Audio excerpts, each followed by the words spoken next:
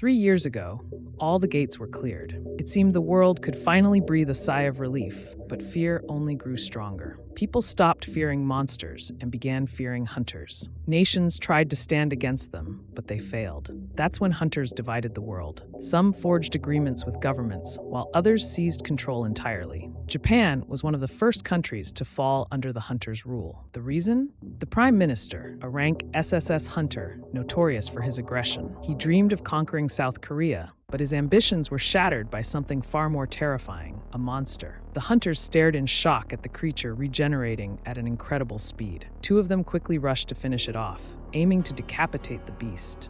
But the monster cut off one of the hunter's heads with a bone blade, while the other was grabbed by the face and had his skull crushed like an overripe mango. The Japanese hunters stood frozen, paralyzed by shock. The monster stood still, exuding a defiant air. The crowd seethed with anger and irritation, but the Prime Minister declared he'd kill anyone who dared interfere in their fight. For a moment, a memory flashed before the Prime Minister's eyes. The city was falling asleep under the snow, and a boy sat shivering on the ground. Suddenly, a man approached him and asked why he was sitting there in the snowfall. It turned out to be the young Prime Minister. Looking at the boy, the man remained silent, draped his jacket over him, and took him off the streets. The boy was an orphan. The minister asked for his name. Kagero, sir. Anger and rage overtook the Prime Minister's emotions. In the next instant, the monster was hit with a powerful blow. Not giving the creature a chance to recover, the minister closed the distance, delivering devastating strikes. To ensure the monster couldn't regenerate anymore, he activated his ability, Magma Breath, scorching everything in front of him. The ground itself began to melt from the intense heat. Amid the glow of the molten earth lay fragments of a skeleton. The Prime Minister approached Kagero's head, but suddenly, the skeleton began regenerating with astonishing speed. Veins of fury appeared on the minister's face. Another memory flashed through his mind. A battlefield littered with the corpses of hunters surrounded him. He spoke to Kagero. "We barely had the strength to conquer Japan. Next, I plan to take South Korea and China. So if you want, I'll allow you to step back." But Kagero rejected the offer. "I used to be nothing, and you took me in. For the rest of my life, I will be grateful to you. However, there's one thing I want. When all this is over, may I call you father?" The answer Kagero heard surprised him. The Prime Minister replied that he already was his son. And so, he transformed his entire body into a living volcano, magma that burned and melted everything in its path.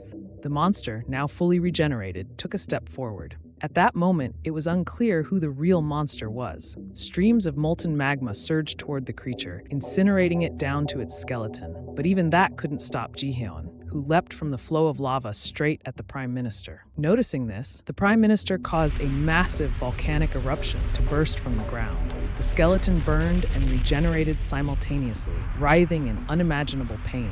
Even the hunters watching from a distance were stunned by the enormous volcano that had erupted near them. The Prime Minister stood atop the scene, watching as the monster burned alive in the crater, endlessly regenerating.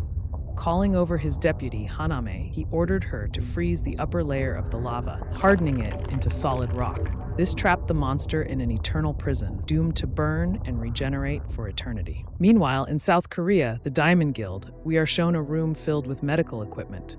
A woman was healing the body of a hunter we are already familiar with. Slowly, feeling returned to his limbs, compelling him to open his eyes.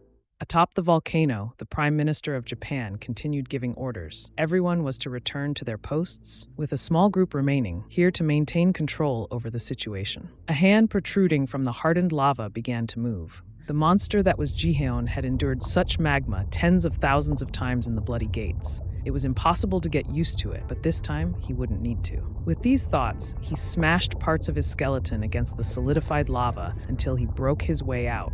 The pain Jihyun felt was unbearable. Ordering everyone to take cover, Dunji Ito, the Prime Minister of Japan, leapt into the crater. His beloved Haname watched with unease.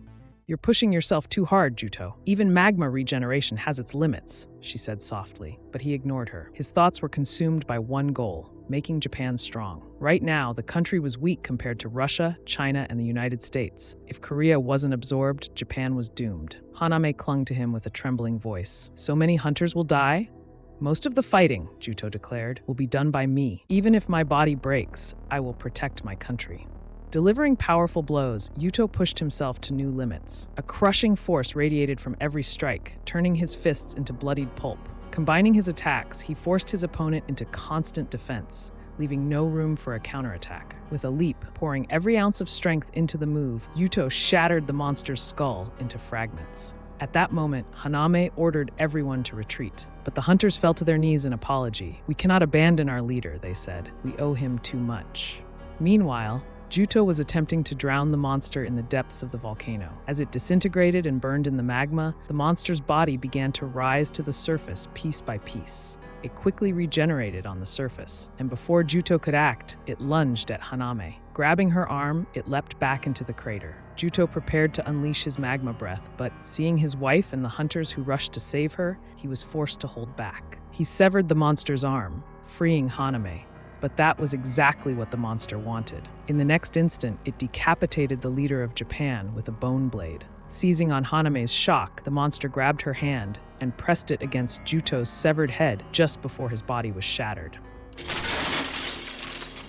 The hunters of the Japanese Association rushed to Haname, asking if she was all right, but she could only look at her beloved with tears streaming down her face. She had just killed him with her own hands. Even the hunters were stunned, but the next moment they heard footsteps. The monster, fully regenerated, was walking toward them. Seeing it, Haname fainted. "Are you awake?" "Juto, I had a nightmare." Her beloved calmed her, assuring her everything was fine. They kissed, but in the next moment, Haname returned to reality. She saw countless corpses of Japanese hunters and the monstrous skeletal figure walking away. Horrified, she froze herself in ice. Japan had been completely defeated by a single monster, which vanished into the gates. South Korea, Diamond Guild. Taisu, the white-haired hunter, stood before a massive cluster of mana stones. A young woman warned him not to overexert himself, reminding him that they had only managed to heal him because a trace of mana remained in his body. Remembering the face of his killer, the filth he had once treated as beneath him, Taisu swore to destroy him at any cost. The woman, clearly troubled, asked hesitantly, "Are you really going to?" "Yes," said Han Taisu, an S-rank hunter. "Break the seal." His back was covered in strange runes.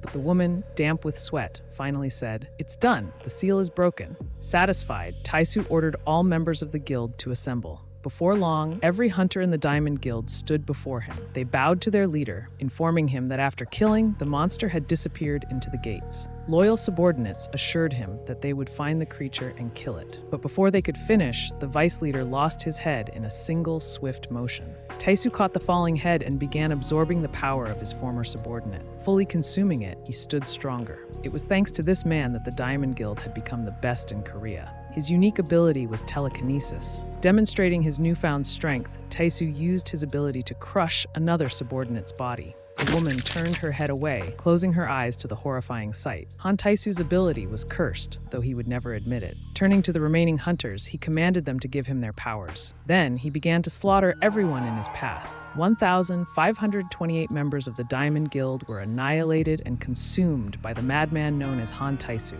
all for one goal: to kill the monster that had killed him. No, to kill Jihyun. But it wasn't enough. He needed more power. And so, he set his sights on Russia. The head of the Korean Association was already waiting for Jihyun when he emerged from the gates. She greeted him warmly. At the association's headquarters, she showed him his mother, who was connected to magical stones. Her S-rank ability allowed her to regenerate every single cell, one by one, using mana. It would take a long time, but saving her was possible. If the head of the association continued to perform the process daily, Jihyun's mother could awaken by the following week. Exhausted, she collapsed. Jihyun asked why she was pushing herself so hard when it consumed so much mana. Taking his hand, she smiled and said, "I just want you to live." Suddenly, a glow began emanating from their hands. Jihyun instinctively pulled away. Looking at him intently, Lumen said, "Your transformation into a monster is progressing. The blood gates first appeared 15 years ago, and since then, all other gates have slowly started turning into blood gates. You're the only one who managed to escape." But after that, the changes began accelerating. As a result, gates around the world are transforming into blood gates, and the mana flowing from them is fueling your power. If we compare gates in terms of mana, normal ones are merely holes, but blood gates, they're passages to another dimension. They're all connected to something, and that something is searching for you. Monsters began pouring out of the blood gates directly into the streets of Seoul. Chaos erupted as panic-stricken people fled for their lives while the monsters slaughtered anyone in their path. Presidential residence. The president of South Korea shouted at his subordinate, demanding to know why the Diamond Guild wasn't responding. "Sir, the entire guild has been wiped out." He suggested seeking help from abroad, but the president wasn't ready to take that step, believing it would spell disaster for Korea. Instead, he ordered martial law to be declared and called for all available hunters to be summoned. The heads of many of Korea's top guilds, Daos Guild, Vinyl Guild, and Yanhak Guild, took up the fight, but they too were wiped out in an instant. Shocked, Jihyun turned to Lumin and asked, "Is all of this really because of me?" She looked at him and asked in return, "What will you do?" knowing the answer. As he sliced through a monster, Jihyun thought furiously about everything that had happened to him. When he died in the blood gates, their mana had absorbed into him, attempting to transform him into a monster. He had barely endured it. As a result, he gained the power of supernatural regeneration, or so he thought at the time. Now it was clear. The mana of the blood gates wouldn't let him die until he fully turned into a monster. And this at the very moment when he could have tried to live a peaceful life with his mother after her healing. Grabbing the head of another monster, Jihyun crushed it in his hand, screaming in rage, "Why can't you just leave me alone?" At that very moment, someone was watching Jihyun directly from the blood gates. A creature resembling a skeleton sat upon a throne. "So, he's the reason for the rupture?"